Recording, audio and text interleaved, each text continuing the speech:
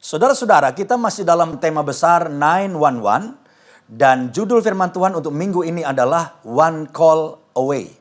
Saya ingin membuka firman Tuhan dengan pertanyaan yang banyak diajukan oleh banyak orang, yaitu jika Tuhan Maha Kuasa dan Maha Tahu, mengapa kita masih harus berdoa kepada Tuhan ketika kita berada dalam persoalan dan masalah?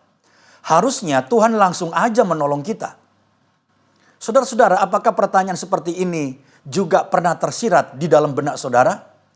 Di dalam tema spesial kita di bulan ini, yaitu 911, kita diingatkan bahwa hanya Tuhanlah sumber perlindungan kita yang dapat diandalkan.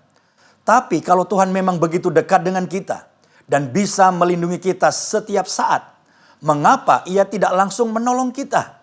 Mengapa kita harus berdoa dan mencari Dia terlebih dahulu? Kalau kita membaca di dalam Alkitab, semua orang yang pernah ditolong oleh Tuhan memiliki kesamaan, yaitu mereka mencari Tuhan, mereka berseru kepada Tuhan. Kita lihat saja misalnya seperti Raja Daud yang selalu merendahkan diri di hadapan Tuhan dan berseru kepada Tuhan dan meminta pertolongan Tuhan. Di dalam Mazmur pasal 50 ayat 15, mari kita baca bersama-sama saudara, dikatakan begini. Berserulah kepadaku pada waktu kesesakan. Aku akan meluputkan engkau dan engkau akan memuliakan aku. Perhatikan firman Tuhan berkata, berserulah kepadaku pada waktu kesesakan. Tuhan ingin kita berseru kepada Tuhan. Tuhan ingin kita mencari Tuhan. Itu sebabnya di dalam sepanjang Alkitab saudara-saudara kalau kita membaca. Misalnya kita membaca kitab Esther. Di mana Ratu Esther dikatakan di situ berdoa dan berpuasa sambil memohon agar Tuhan meluputkan bangsa Israel dari rencana pembantaian. Dan bukan hanya Ratu Esther. Ratu Esther meminta kepada semua bangsa Israel itu berdoa dan berpuasa bersama dia. Kita tahu bahwa akhirnya Tuhan menolong bangsa Israel. Contoh yang lain misalnya Raja Yosafat yang ketakutan karena hendak diserang oleh beberapa kerajaan yang bersatu untuk menyerang Raja Yosafat. Dan dia memutuskan dalam ketakutannya untuk mencari Tuhan. Berseru meminta pertolongan Tuhan. Mereka tidak berpikir, Tuhan pasti tolonglah. Nggak usah dicari, nggak usah berseru, nggak usah berdoa. Pasti Tuhan tolong. Saudara-saudara, mereka semua tetap meminta pertolongan Tuhan. Mereka berdoa. Dan kita tahu pada akhirnya semua mereka mengalami pertolongan Tuhan. Mereka mengalami mujizat dari Tuhan. Dan Tuhan memberikan kemenangan bagi mereka.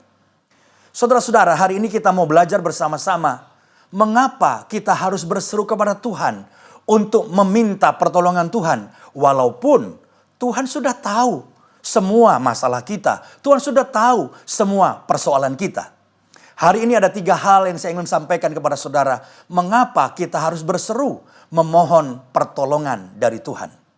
Hal yang pertama, karena Tuhan ingin kita semua mencari Dia dan memohon pertolongannya. Mencari Tuhan, saudara-saudara, sebenarnya itu menunjukkan sikap kita membutuhkan Tuhan. Mencari Tuhan dan berseru kepada Tuhan juga sebenarnya menunjukkan sikap kita mengandalkan Tuhan. Pada saat saudara dalam persoalan dan masalah, saudara bisa saja kemudian memohon pertolongan kepada teman saudara yang mungkin adalah seorang pejabat.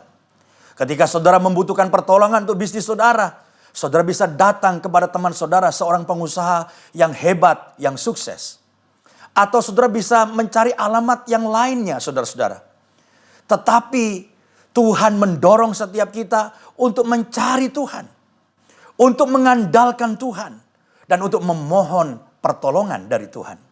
Di dalam Ibrani pasal 4 ayat 16. Coba kita lihat bersama-sama Ibrani 4 ayat 16 dikatakan begini. Sebab itu marilah kita dengan penuh keberanian menghampiri tahta kasih karunia. Supaya kita menerima rahmat dan menemukan kasih karunia untuk mendapat pertolongan kita pada waktunya. Jadi saudara-saudara perhatikan di sini, kita harus menghampiri tahta kasih karunia Allah. Kita harus datang pada Tuhan, berseru, mencari Tuhan dan memohon pertolongannya. Dan saya percaya kita akan mendapatkan pertolongan tepat pada waktunya. Jadi hari ini, apapun persoalan dan masalah yang sedang saudara hadapi, carilah Tuhan. Dan berserulah kepadanya, mohon pertolongannya. Kenapa? Memang ini perintah Tuhan. Dan Tuhan ingin kita berseru kepadanya. Kita mencari Tuhan. Walaupun Tuhan sudah tahu setiap persoalan saudara, setiap masalah saudara. Dan ini yang pertama, karena Tuhan memang ingin kita mencari Dia dan berseru kepadanya. Alasan yang kedua, kenapa kita harus tetap mencari Tuhan? Walaupun Tuhan sudah tahu sebenarnya semua persoalan kita.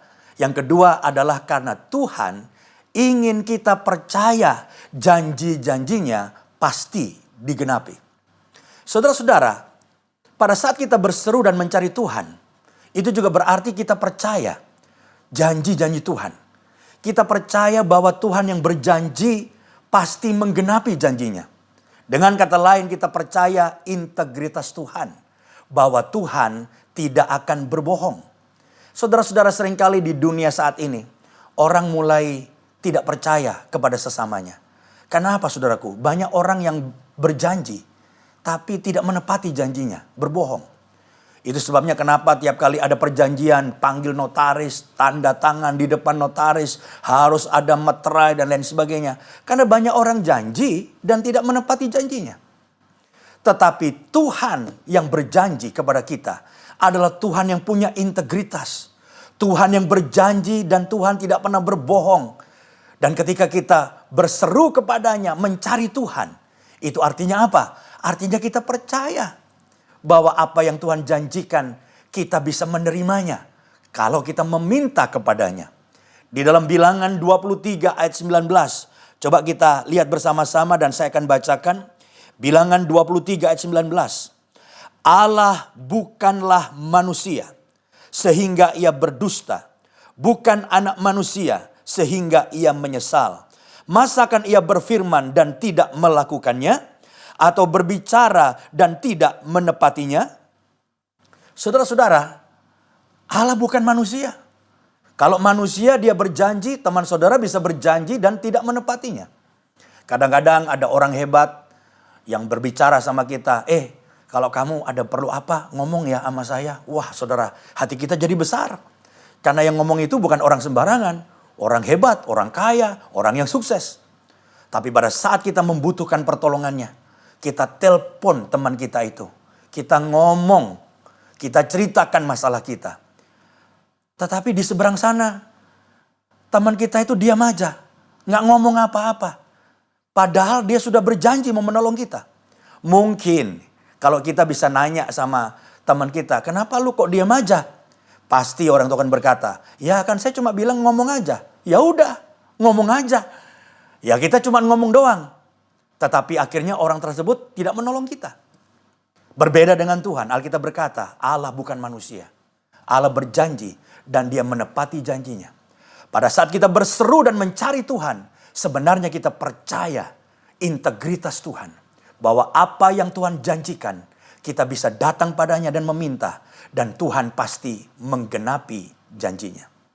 Selain itu saudara-saudara, ketika kita berseru kepada Tuhan, sebenarnya itu juga berarti kita percaya kepada kemampuan Tuhan dan kekuasaan Tuhan. Bahwa Tuhan yang berjanji, dia sanggup untuk menggenapi janjinya dan melakukan apa yang sudah dia janjikan. Di dalam Roma pasal 9 ayat 6a, coba kita lihat bersama-sama, saya akan bacakan. Roma 9 ayat 6a berkata begini. Akan tetapi firman Allah tidak mungkin gagal. Apa artinya saudaraku? Artinya adalah apa yang Tuhan firmankan, apa yang sudah Tuhan katakan dan janjikan, itu tidak mungkin gagal. Dia sanggup melaksanakannya. Dia sanggup menepati apa yang sudah dia janjikan. Karena memang Tuhan adalah Tuhan yang maha kuasa. Dia sanggup melakukan semua yang sudah ia janjikan. Di dalam Yesaya 55 ayat yang ke-11 juga dikatakan begini. Demikianlah firmanku yang keluar dari mulutku, Ia tidak akan kembali kepadaku dengan sia-sia, tetapi ia akan melaksanakan apa yang kukehendaki dan akan berhasil dalam apa yang kusuruhkan kepadanya. Jadi jelas sekali lagi kita diingatkan bahwa apa yang Tuhan katakan, apa yang Tuhan firmankan, apa yang sudah Tuhan janjikan, Tuhan sanggup untuk melakukannya. Sering kita datang kepada teman kita. Teman kita itu baik, saudara. Dia pengen nolong kita, dia mau menolong kita. Tapi persoalannya adalah ternyata kemudian dia berkata, wah, persoalan kamu terlalu berat. Saya nggak sanggup mengatasinya. Oh, masalahmu terlalu besar. Saya nggak sanggup lagi menolong kamu. Mau menolong, tapi nggak sanggup menolong. Tapi Tuhan kita, dia mau menolong kita. Dia tidak ingkar janji, tapi dia juga Tuhan yang sanggup untuk menolong kita. Nah, saat ini persoalannya ada banyak orang, saudara-saudara, ketika membaca Alkitab dan menemukan perbuatan Tuhan yang luar biasa. Mujizat misalnya yang Yesus lakukan. Seperti Yesus berjalan di atas air misalnya. Ada banyak orang menafsirkannya dengan cara yang masuk akal. Mereka bilang katanya, oh Yesus itu bukan berjalan di atas air. Tapi Yesus berjalan di tepi pantai. Tapi dari jauh murid-muridnya melihat Yesus seakan berjalan di atas air. Ada juga yang menafsirkan mujizat Yesus memberi makan 5.000 orang dengan 5 roti dan 2 ekor ikan. Ditafsirkan yang masuk akal menurut mereka. Mereka ada yang bilang begini, oh itu bukan rotinya jadi banyak, bukan.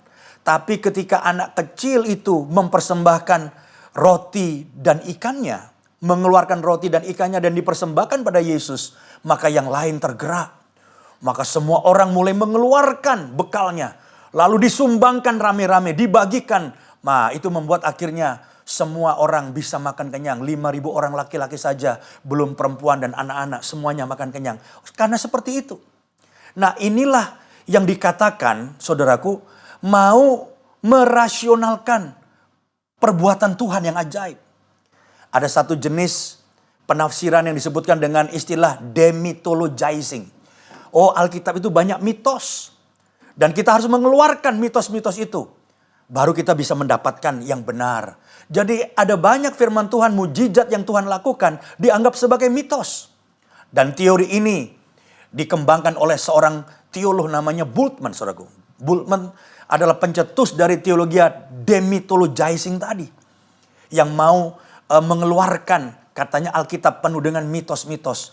Mau membuat masuk akal, rasional, saudara-saudara. Saya ingin katakan kepada saudara bahwa saya percaya mujizat. Saya percaya Yesus mengerjakan banyak mujizat. Dan saya percaya mujizat masih berlangsung sampai hari ini. Karena Alkitab berkata, Yesus Kristus kuasanya tetap sama dulu, hari ini, dan sampai selamanya. Artinya apa? Tuhan yang kita percaya, Yesus yang kita percaya adalah Tuhan Yesus yang sanggup menolong kita, mengerjakan mujizat, dan melakukan apa yang sudah dijanjikannya. Itu sebabnya Tuhan mendorong kita untuk berseru kepada Dia. Mencari Tuhan. Karena ketika kita berseru kepada Tuhan dan mencari Tuhan, itu artinya kita percaya bahwa Tuhan sanggup menggenapi janjinya. Apa yang Dia janjikan, Dia sanggup untuk melaksanakannya. Itu sebabnya berserulah kepada Tuhan. Yang ketiga, yang terakhir, mengapa Tuhan mendorong kita, memerintahkan kita untuk mencari Dia dan berseru kepadanya? Yang ketiga, karena Tuhan ingin memiliki hubungan yang akrab dengan kita. Saudara-saudara, Allah punya kerinduan yang sangat dalam untuk bersekutu dengan kita. Bahkan Ia telah menyelamatkan kita. Dan bukan hanya menyelamatkan kita, Alkitab berkata Dia telah menjadikan kita sebagai anak-anaknya. Dan Dia sebagai Bapa kita. Apa artinya ini? Artinya sebenarnya Tuhan ingin kita punya hubungan yang dekat dan akrab dengan Dia sebagai Bapa kita. Itu sebabnya saudara-saudara, seringkali persoalan dan masalah diizinkan Tuhan datang dalam hidup kita. Apa tujuannya? Tujuannya lewat masalah itu Tuhan ingin membawa kita untuk mendekat kepadanya. Bahkan Tuhan memerintahkan kepada kita dalam kondisi dan keadaan kita saat ini yang banyak persoalan dan masalah. Datanglah pada Tuhan. carilah wajahnya, carilah hadiratnya. Karena Tuhan ingin bersekutu dengan kita. Tuhan ingin dekat dengan kita. Bahkan saudara-saudara, sebenarnya Tuhan ingin kita datang kepadanya. Bukan sekedar ketika kita ada masalah. Bahkan Tuhan ingin ketika kita nggak ada masalah, kita tetap datang pada Tuhan. Karena bapak dan anak hubungannya bukan soal ketika ada masalah, baru cari bapak kita. Tapi dalam segala kondisi kita, keadaan kita, Tuhan ingin kita akrab dengan Tuhan, intim dengan Tuhan. Itu sebabnya ketika kita tidak mau datang pada Tuhan, kita nggak mau intim dengan Tuhan, ada banyak hal lain yang lebih menarik. Entah hobi kita, pekerjaan kita, bisnis kita. Seringkali Allah mengizinkan masalah datang. Tujuannya untuk apa? Untuk membawa kita, mendorong kita mendekat kepada Tuhan. Hari ini ketika banyak orang berada dalam masalah dan persoalan, saya percaya Tuhan punya maksud. Lewat persoalan dan masalah yang sedang kau hadapi, sebenarnya Tuhan sedang menarik saudara untuk datang kepadanya. Tuhan bukan gak tahu masalah saudara. Tuhan maha tahu. Tuhan tahu kondisi saudara. Tuhan tahu bisnis saudara. Tuhan tahu kondisi kesehatan saudara. Tuhan tahu tentang pekerjaan saudara.